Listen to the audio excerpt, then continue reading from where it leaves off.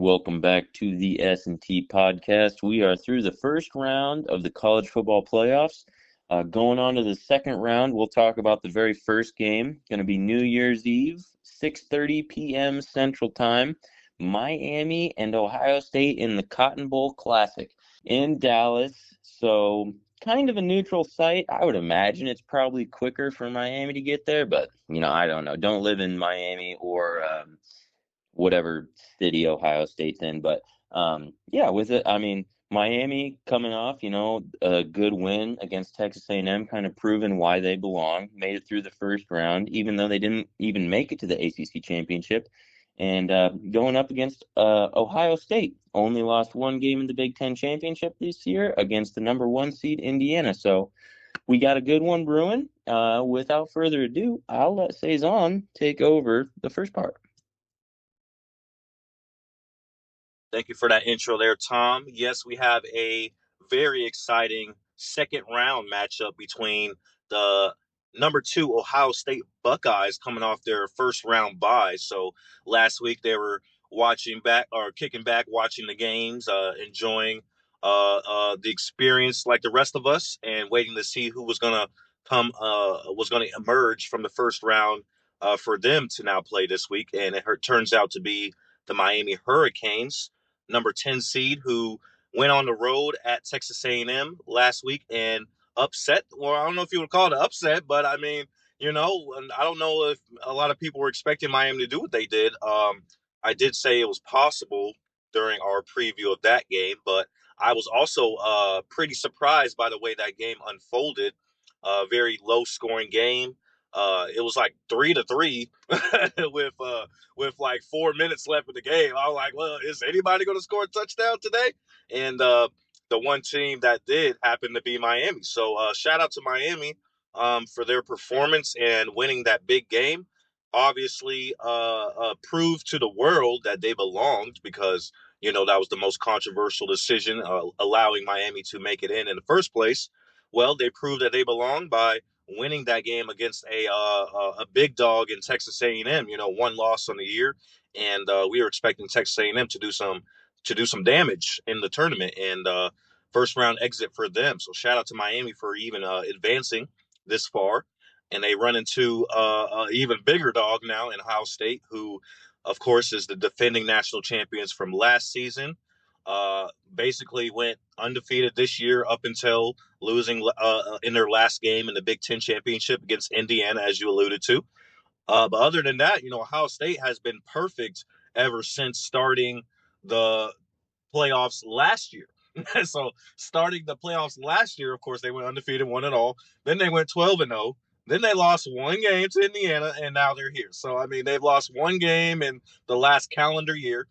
So that tells you everything you need to know about this kind of team right here. Miami is in for the fight of their life. This is a really good one, and I was thinking that if we saw this matchup, it's one of those classic matchups. I don't know if you remember, Tom, but back in like the early 2000s, Ohio State and Miami linked up in the national championship game. I want to say at least once, maybe twice, but they were some big dogs back then as well. And I think Ohio State ended up winning that game against Miami back then. But this should be a really good one. So this is kind of like one of those throwback type matchups right here. So this is really cool to see. I expect a great game. I think this is going to be a high score. I did say that about Miami A&M, not being correct about that, but I think this game could be a high score. I mean, I think Miami's going to have to score some more points this game in order to keep up with Ohio State, because I don't think Ohio State's going to put up 3 points like A&M did. I think they're going to put up a little bit more than that. So, especially with this being a neutral site and down there in the Cotton Bowl in Dallas, Texas. So I think this is going to be a pretty exciting game. I think Miami's going to have to keep up in the scoring department, and I'm gonna go Buckeyes because it's just really hard to pick against Ohio State. Miami's had a great run, but I think this is probably where the buck stops here. So if they get through Ohio State, though, hey, anything's possible from that point on. So let's see if Miami's up for the fight. But I think Ohio State is going to take this one and get back to the national championship picture as they expect to. But what do you think about this matchup here, Tom? Yeah, that was all really well said. I think if we're kind of quick recap over the Miami Texas A&M game, what I got from that game was both. So, oh, gee, excuse me, geez, both getting caught up, but. So I think when Miami played Texas A&M, usually it's like one team's really playing to win, and like sometimes the other team's kind of playing not to lose, if that makes sense. Like team playing not to lose is kind of more conservative, and the team that's playing to win, it's like they're just going to play their game. They're gonna take their shots when they feel necessary. I think when Miami played Texas A&M, both teams were playing not to lose, and that's why we saw it 3-3. Now, granted, the defense has played outstanding, but that's great coaching, great schemes, great film watching. Um, both teams had film on how to beat the other team, and the defense has really stepped up to the plate. Not to take away from the defenses. I don't want to make it seem like the offenses were just super conservative and the defenses didn't do anything. Miami was flying around the field. I mean, flying around the field against Texas A&M. But Texas A&M's defense was just solid. They didn't let Miami score. But then in that case, it's like, well, I think Miami eventually scored because they were a good enough team to score. I think Texas A&M they were just in a rut. I don't know if it was because sometimes this happens to teams, and I've said this before. When Texas A&M lost to Texas, they didn't make the SEC championship. So they had a week off sitting on a loss. And then now Miami, they've been sitting out. You know what I mean? Like Miami's been done for a while. Because I don't think, did Miami even play the last week, or did they just have no, they didn't even play the last week, right? Of the season. I believe they were done, but even if they did, it was a layup, like a game that I don't even remember. So, in my opinion, we're looking at like, can the Miami defense fly around against the Ohio State offense? I don't know. I think we're looking at kind of almost a rematch of Miami against Texas A&M, because Ohio State looked unbeatable, same as Texas A&M, up until Ohio State lost to Indiana, and then Texas A&M was unbeatable up until they lost to Texas. And Miami, they're just happy to be here, and everybody thought, oh, they're just happy to be here. ACC representation. Texas A&M is going to take care of them first round. They lost to two bad teams. I think Miami just proved to everybody though that it's like this is why power four conferences belong over the group of five. And again, that's getting on a tangent. I'll get back to Miami, Ohio State.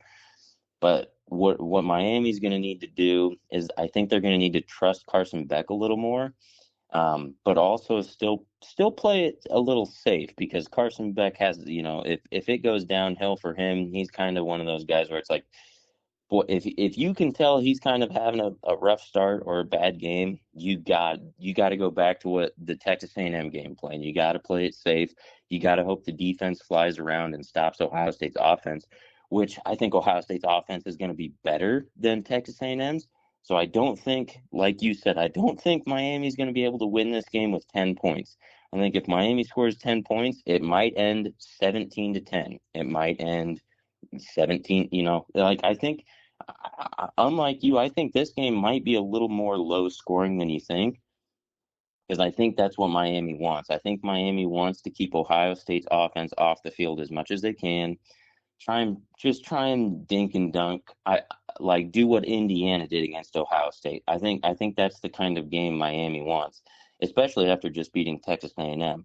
I think Miami, after beating Texas A&M 10-3, they go, okay, well, we can't do that every game, but if we can game plan the same as we did against Texas A&M for Ohio State, because the only thing different really is I would say Texas A&M had more of a mobile quarterback, but as far as like star receivers, running backs, linemen, defense go, I mean they're pretty. Ohio State and Texas A&M are genuinely pretty similar, like and kind of like with style of play too. They're just kind of they do a little bit of everything, but they kind of have the same style, if that makes sense. But no, I do like Ohio State though, like you said, but I also like Texas A&M over Miami. So maybe Miami shocks us again. I don't know. Um, Gosh, it's gonna be a good one, I think. I will disagree with you on one thing. I don't think it's gonna be a high scoring game. Now, the definition of high scoring game is different, person to person, conference to conference, but I'm guessing this is gonna be it's gonna be like a I bet it's 23-16. And I don't know who wins, but if I had to pick, it'd be Ohio State. But do you have anything else to add on that? Yeah, I guess when I say high score for this one, I don't mean like a barn burner. I think I mean more of like a 21 24-21 type game. You know what I mean? Like more high scoring than 10-3. Yeah. Like Yes. I don't think it's gonna be like a barn burner, but I think it'll be like a 24-17, type game. It'll be a couple touchdowns, couple field goals each. You know what I mean? But uh, Yeah. I will say because you alluded to it a little bit. Other than Miami winning that game, which was huge for them, and their program, uh, the biggest winner from that game was the ACC in total, like as a conference. Like that was a Yep. huge 100, win. 110%. 110%. Yeah, like that. I bet the ACC commissioner was doing backflips seeing Miami win because, first of all, not only did the ACC not, or excuse me, not only did they get a team in at all.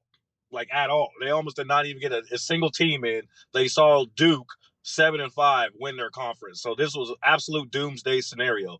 Well, by the grace of God, they get Miami makes the playoff, just makes it in. So that in itself was already a huge W. Then Miami wins a game in the playoff. Like, if I'm the commissioner, I'm like, hell yes. Like Miami, you can have anything you want. I'm catering to Miami right now because Miami is single handedly saving our conference. Because if it wasn't for them, our conference would be on the brink of irrelevancy, as I've talked about before, which is not where you want to be as a Power Four conference. Because you saw what happened to the Pac-12 when they became on the brink of irrelevancy. Everybody left, and there is no longer a Pac-12. So if that, I saw that coming for the ACC based on how this season went. Fortunately for them, Miami has saved their ass. So I would be giving Miami anything they wanted right now. I would be giving them all the money and all the sponsors and endorsements, and just throw them their way because they are the only reason why the ACC is not in a hole of shit. I don't know how else to describe it. just Yeah. just terrible. So shout out to them. Shout out to the ACC. Um, I mean, Miami, like they're fighters, bro. They're fighters. Like they're never just gonna turn over and die. They're never just gonna let you beat up on them because even in the games they lost this year, I mean, they lost to SMU in overtime. They lost to Louisville like 44-41 or something like that. Like they're never out of a game. So Miami's a very good team. They're a scrappy team. They have a lot of talent on that defense. As you talked about, like that defense is really good. They got like at least 2, 3 first round, second round picks on that defense right now. Like, that's crazy. So they're never out of the game. So don't get me wrong. Ohio State's going to have a fight on their hands as well. Like this is probably going to be one of the harder games. I said last week that this would be one of the harder games A&M played all year, and that turned out to be very true because A&M looked lost out there.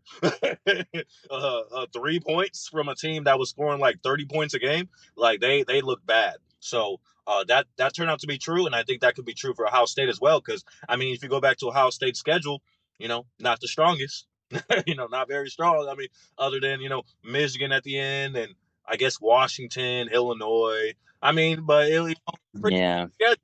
So this might be one of the harder games Ohio State plays all year, and Miami comes in and punches them in the mouth like they did A&M. Hey, could be anyone's game, but I'm very excited for this one, especially this week. The first round. We're not going to get into it, but of course, the controversy having like two irrelevant games that we could have just like we could have just did it on paper and not seen it on the field. Like that's how Yeah. irrelevant those. That But Yeah, that's for another video. Yeah. right. But this second round, no games are like this. This second round is you better be in front of that TV watching, boy. This prime time. All these games are prime time, baby. Prime stake. So I love it. I love it. It's only up from here. So let's get it, baby. Yes, sir.